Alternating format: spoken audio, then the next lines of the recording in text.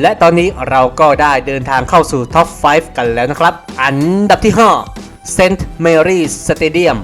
รังยาวอีกหนึ่งทีมน้องใหม่ที่ตกชั้นลงมาจากพรีเมียร์ลีกคือเซาท์แฮมป์ตันสนามครับตั้งอยู่ในเมืองเซาท์แฮมป์ตันเมืองท่าทางตอนใต้ของเกาะอังกฤษสนามแห่งนี้ครับมีความจุ 32,384 ที่นั่งและเปิดใช้งานเมื่อปี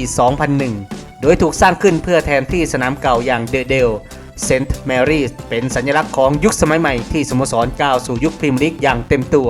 สิ่งที่น่าสนใจคือสเตเดียมแห่งนี้ถูกสร้างขึ้นอย่างทันสมัยโดยมีอัศจรรย์ขนาดใหญ่และสูงในทุกด้านทำให้เสียงเชียร์ของแฟนบอลเดอะเซนต์ที่มีเสื้อสีแดงขาวอันเป็นเอกลักษณ์นั้นดังก้องกังวานและสร้างพลังมหาศาล